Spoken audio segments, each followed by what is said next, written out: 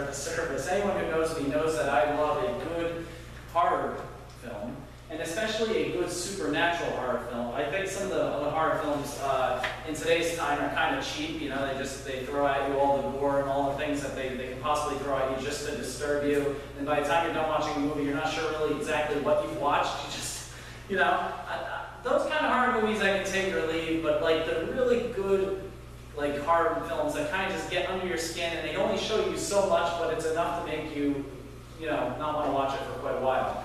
I love a good supernatural horror film, especially one like The Exorcist. How many of you have seen The Exorcist? Nobody. How many of you have heard of The Exorcist? Okay, well there we go. As long as you've heard of The Exorcist, this will work. This movie, The Exorcist, is about a girl who goes up into the attic of a house. Her mom is some like TV producer or film producer, and so her mom's kind of off doing her thing, and the girl's playing around in the house, and she finds a Ouija board. Now, we all know what a Ouija board is, right? Okay, good. She finds a Ouija board and plays around with it, and then ends up meeting somebody, I think he's called Captain Howdy or Captain something, who happens to be, we don't know it at the time, but happens to be a demon, and the demon possesses her.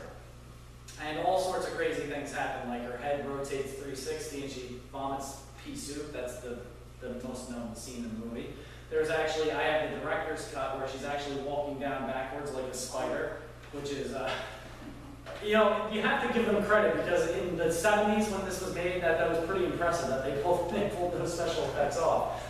But I mean, some really crazy stuff happens to her, but she gets all kinds of like crazy and possessed, and she's saying things that she shouldn't be saying, she's doing things that she shouldn't be doing, and she's only like maybe somewhere in between Lorian and Katie's age, so you're not expecting this behavior from this girl who was otherwise a really nice girl. And so they call in, guess who they call in? Not the Ghostbusters, but they call in the priests. And the priests perform an exorcism, and 2 of them actually. And they do all sorts of things to rid this woman, or this girl, I should say, of the demons. And what you really see in the film is spiritual warfare. How many of you are familiar with that term, spiritual warfare? I mean, it gets tossed around from time to time.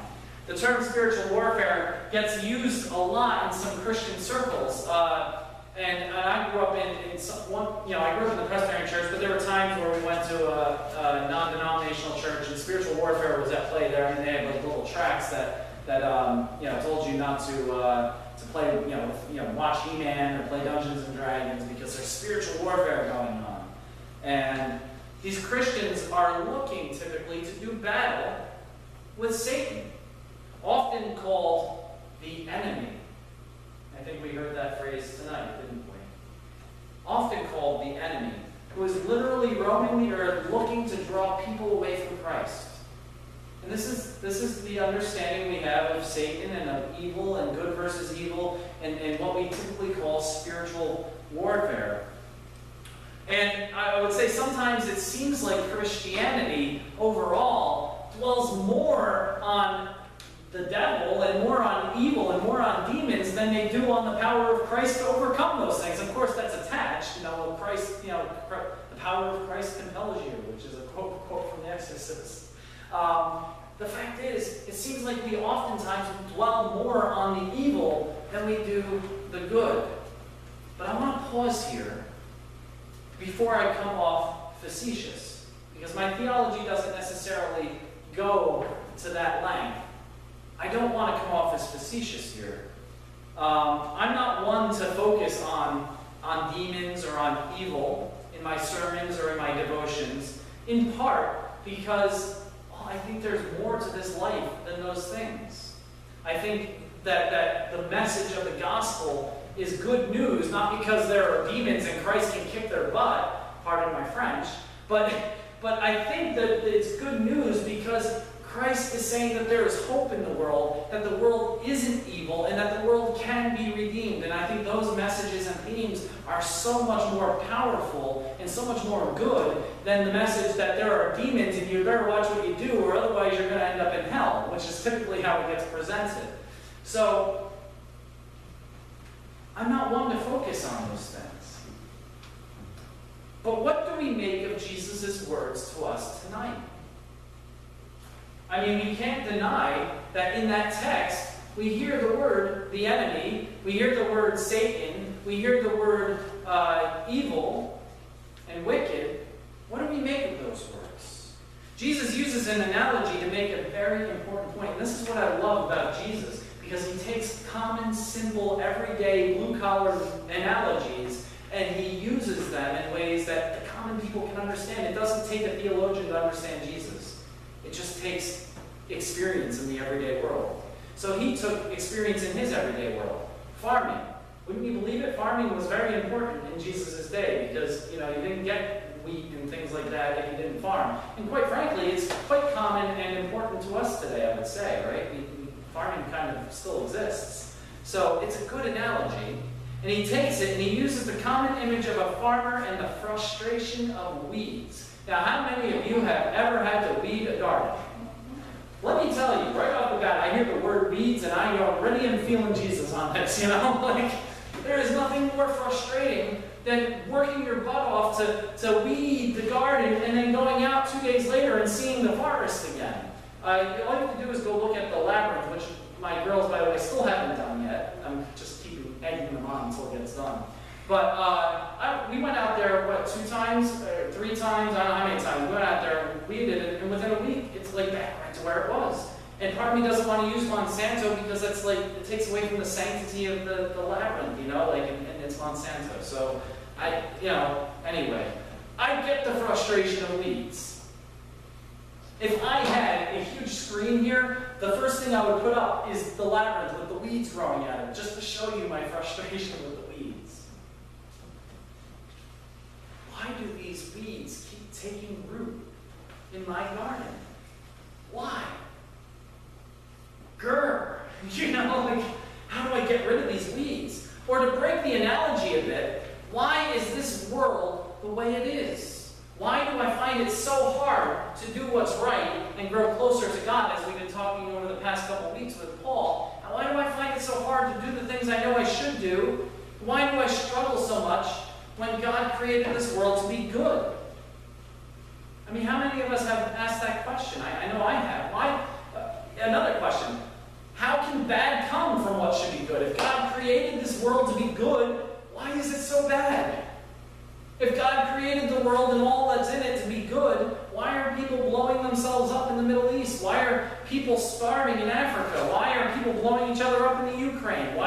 It's crazy, You get on a plane and you go to a destination, and before you know it, you're shot down in a conflict that's not your own. Why is this world this way? When Jesus sets up the reality, what Jesus sets up here is the reality of 2 conflicting spirits. God's spirit and the spirit of the world, which is the enemy. The world keeps pulling us in so many different directions, does it not? On one end, all you have to do is turn on the news to recognize this.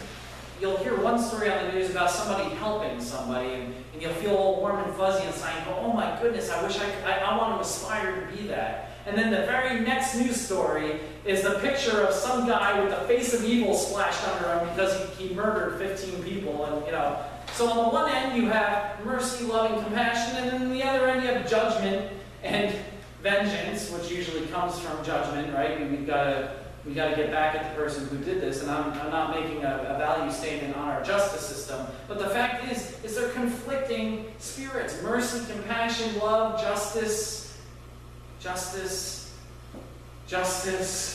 and vengeance.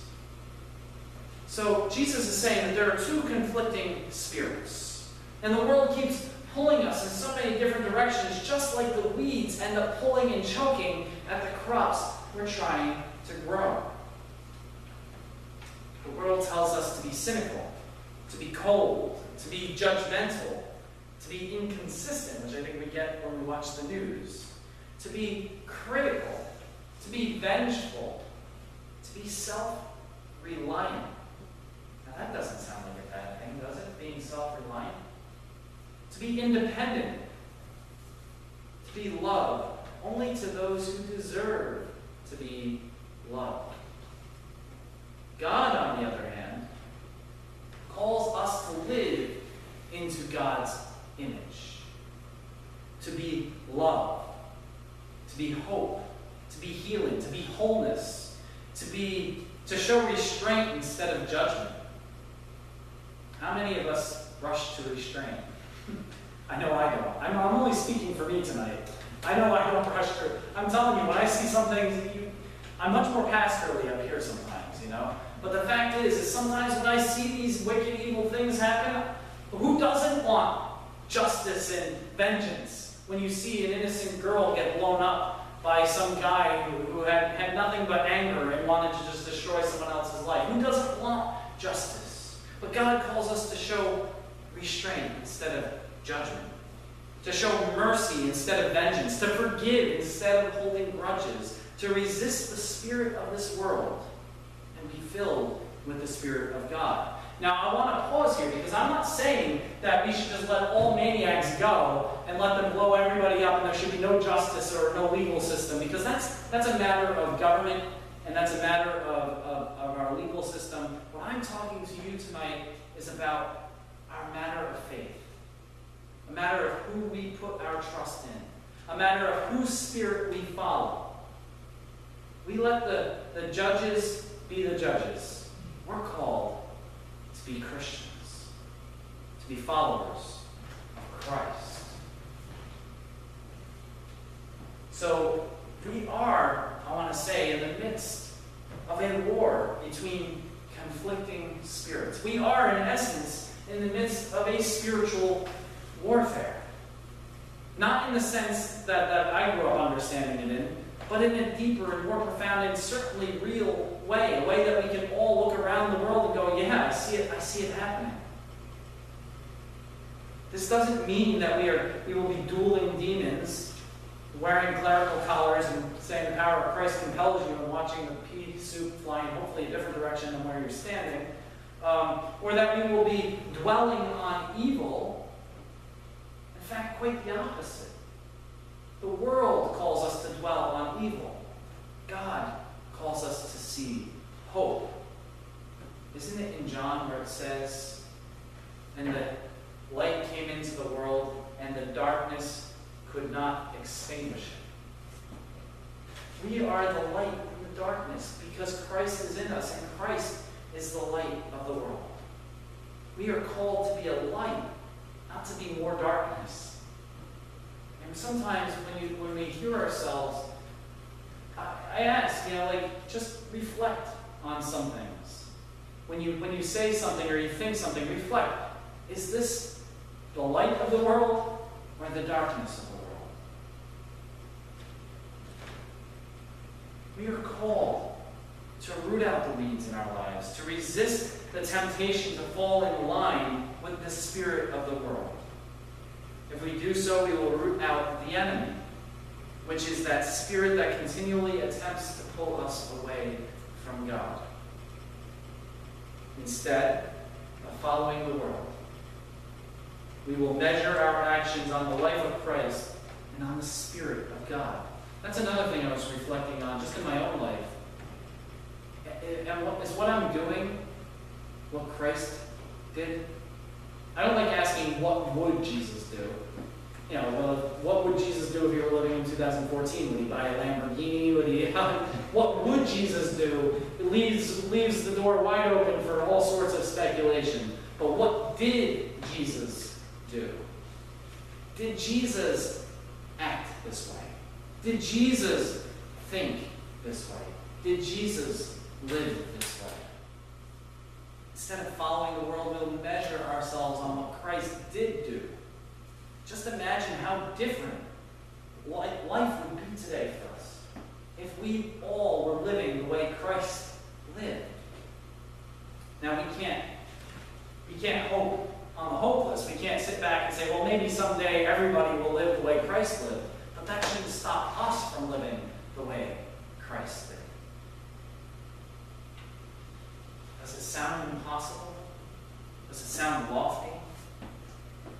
That's the spirit of the world telling you it is. I hear this all the time.